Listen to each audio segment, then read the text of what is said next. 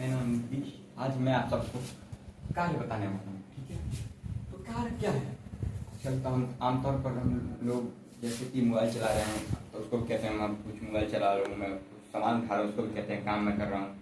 मैं यहाँ से स्कूल जा रहा हूँ तो मैं काम करने गया हूँ, मैं अफसर गया हूँ तो दफ्तर गया हूँ। तो हमारी बोलचाल भाषा में हर चीज़ में हम कार्य मतलब काम का इस्तेमाल करते हैं। लेकिन इसमें से कुछ ही वो चीज़ें हैं जो फिजिक्स के अनुसार भी कार्य की श्रेणी में आएंगे। ठीक है, जैसे कि मान लीजिए पहले हम कार्य को डेफिनेशन कर लेते हैं। तब कार्य क्या है? अगर कोई वस्तु है, छोड़िए, कोई वस्तु मान लीजिए इस पर अगर बल लग रहा है, मान लीजिए इस पर कोई बल लग रहा है और ये विस्थापित हो जा रहा है।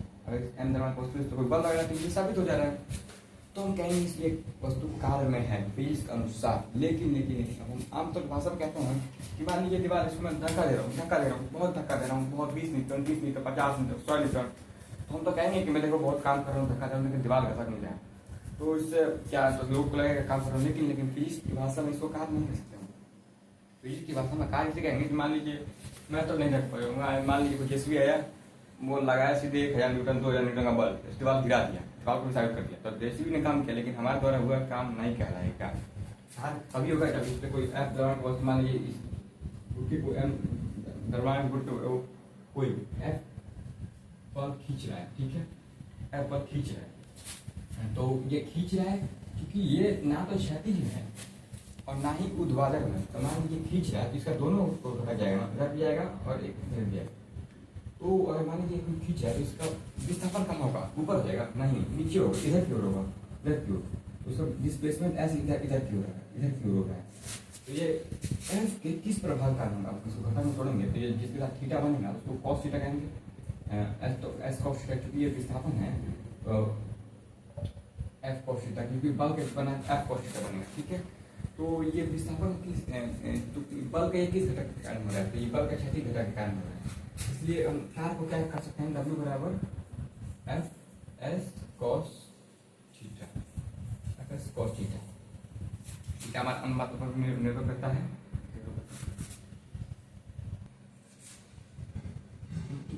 वर्ग है एफ कॉस थीटा, तो इसके क्योंकि कॉस थीटा आया तो मतलब ये आप जानते हैं, सही से पढ़ लिया हमने कि जो कॉस थीटा जिसमें आता है वो मतलब उसका सदिशों का अदिश गुणनफल होता है। इसीलिए मान लीजिए एफ जो है इसको मान एफ कॉस थीटा मान लेते हैं। मान लीजिए अगर एफ कॉस थीटा मतलब वर्ग बराबर हम ये भी लिख सकते हैं कि सदिश एफ मल्टीप्लाई बाई सदिश डॉट प्रोडक्ट बाई सदिश एस।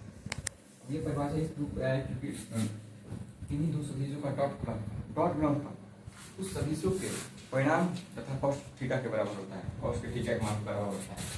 इसलिए यहाँ पर कार्य समझते कार्य जैसे कि अगर कार्य के प्रकृति को पढ़ेंगे, कार्य कितने प्रकृति होते हैं, तो यहाँ पर मुख्य रूप से कार्य को हम 3 भागों में बांटा गया है।